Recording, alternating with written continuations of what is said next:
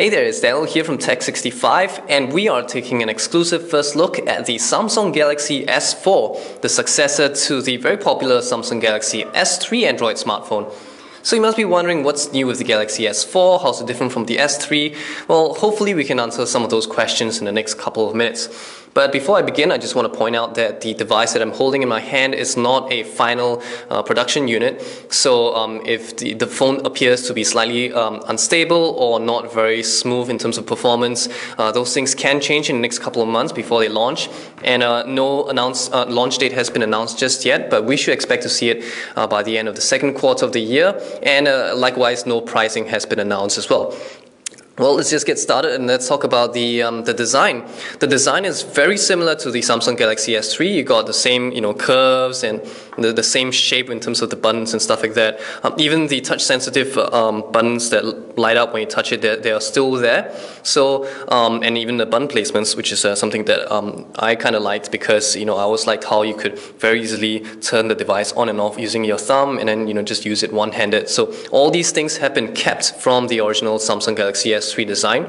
What has changed is that the screen is now larger, so instead of 4.8 inches, it's now 5 inches, and the resolution has gone better as well. It used to be 720p, that in itself has been pretty impressive, but now this is a Full HD Super AMOLED display, so we are talking about 1920 pixels by 1080 with a mind-boggling pixel density of 441 pixels per inch, if that's a number that you care about.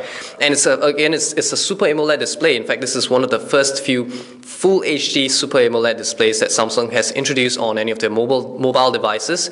So in other words, it's a pretty impressive display specs-wise, and it looks beautiful as well. With a larger size, you can also fit a larger battery inside. So, we don't know whether the larger battery translates to longer battery life because, like I said, more pixels to push, larger display, could consume more electricity. So all these things, we'll have to bring it back to the labs to actually find out if the battery life is good. And, it's also got a brand new Gorilla Glass, so it's supposed to be more scratch resistant and, more shockproof compared to the previous Gorilla Glass, in theory at least. The S4 is also slightly thinner than the already very thin Samsung Galaxy S3, going at 7.9 millimeters compared to the previous 8.6 millimeters. And in powering this entire device is a quad-core 1.9 GHz CPU, and there is some talk about an octa-core model, in other words, 8-core in the Samsung Galaxy S4, and that is official, but it's not coming to the devices that will be shipping to Singapore. As of now, most countries will be using the quad-core 1.9 GHz, including Singapore. The probably only few countries which will be using the octa-core, which is 8 cores, it's going to be countries like Korea. Although, at 1.9 GHz quad-core, it's still pretty impressive. So let's start talking about the software, because when it comes to Android phones, between manufacturers, the software is where it all matters. Let's start with some of the customizations that Samsung has done to Android itself. Now, Samsung has this tradition of kind of not following the Google standards. So in Android 4.2, for example, the contextual menu button is supposed to be removed. It's not supposed to be there anymore, but Samsung kept it. And there is supposed to be an app switching button, which is not on the S4. So to switch applications on the S4, you just gotta press and hold, and you will get the app launcher, which you can quit applications just like that. And when you double tap the button, you get the S-Voice, which is Samsung's voice recognition software that was introduced back in the Samsung Galaxy S3. The notification panel has also been slightly improved, which is very nice. So Samsung has always had these 5 buttons up here, allows you to on and off settings without entering the settings screen. And in 4.2, it's also been introduced into the vanilla Android as well.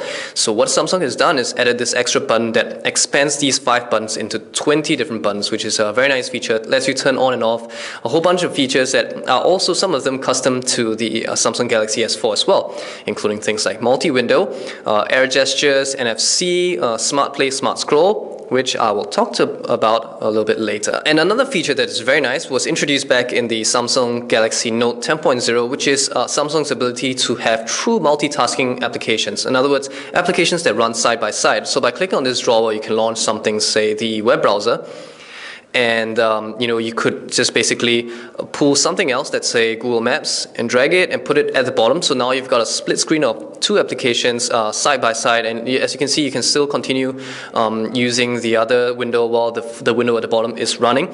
So this is something cool, because in the Galaxy Note 10.0 we noticed that the application isn't truly multitasking.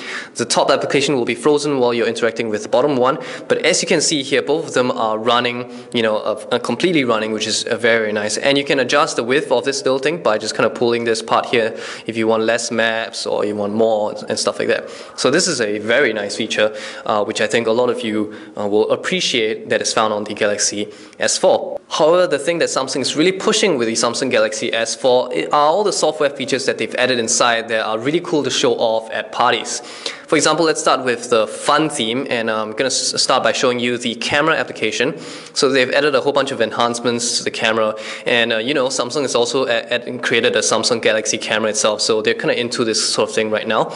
And there's this thing called dual shot mode, which basically what it does is that it puts a little postage stamp into the camera itself, and the whole idea is that, let's say you're taking a subject, this glass for example, and I snap the picture. And then what happens is that it will take a picture with both the front-facing camera and the rear-facing camera on as well. Speaking of the camera, I forgot to mention this just now. In case you are curious, the camera on the front is a full 2 megapixels, and the camera at the back is a 13 megapixel camera with autofocus as well as flash. So just FYI, in case you're wondering, because I forgot to mention that just now. So that was dual shot.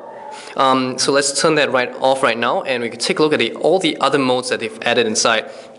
So we've got a beauty phase, got a best photo. Basically the whole idea is that you take a whole bunch of pictures, and it will allows you to pick the best one. And then sound in short allows you to record some audio before you take the photo. There's a drama mode, which is very cool. Basically, you take this and then, let's say there's a guy skateboarding, it will snap a bunch of pictures and stitch them together. It's a bit hard to demonstrate right here because there are no moving subjects. And animated photo is basically Cinemagraph. So basically what it allows you to do is create an animated GIF. So that is the camera itself. Now you probably also heard that Samsung introduced some interesting gesture features in the S4, and the first one is actually called Air View, and the whole idea is that it gives you extra functionality by hovering your finger over the display. So for example, this is Flipboard. It's one of the few third-party applications that will support this feature. So when I hover my finger over this window, this box for example, you'll see that the window expands and allows you to see what are the stories within there. So I'm going to go into news, and it's going to do the same thing as well. So I'm not touching the screen as well. And this works in other applications such as the photo gallery. The other very interesting feature is called Air Gesture, and what it allows you to do is hover your finger over the display itself and have it scroll automatically without having you to touch the display. And the whole idea with this is that in case you're cooking or stuff like that, I guess you don't have to touch the screen. So you can just kind of wave it magically like that, and the screen will magically scroll up and down. And another one is called Smart Pause. So to demonstrate that, I'm going to launch the video application. And this works on both the video application as well as YouTube. And the whole idea is that the camera will always be on, and whenever I start playing the video, and so you can see here, this is me looking at the screen, and the video will play. When I look away, the video will pause, and when I look back again, the video will continue playing again. So it's an interesting idea, I guess. So it's again away and back, and now it's playing again. So wirelessly using your face to control the video playback. And finally, the last one is called Smart Scroll, and it's using the exact same technology as the Smart Pause, basically using the camera, and it's keeping track of my eyes. So in the web browser, for example, if I look up like this or look down, the browser will scroll up and down just by following my eyes. So those are some of the cool tricks that the Samsung Galaxy S4 can do, but whether those features are going to be really useful in day-to-day life, that's a totally different story, which you'll have to decide for yourself, so your mileage might vary with that. Samsung has also announced a whole bunch of accessories for the S4, including some special covers and things like that, including a wireless charging cover. So when you replace this cover with a special wireless charging cover that makes the phone slightly thicker, it will be able to charge on this wireless pad itself. So that's one of the things that you might be interested in. So that is the Samsung Galaxy S4 and a very exclusive first look video. Again, like I mentioned earlier, the price and the when it's going to be available has not been announced just yet, but expect to see it before the end of the first half of the year. I'm Daniel from Tech65. I hope you enjoyed this video, and I'll see you guys very soon. Bye.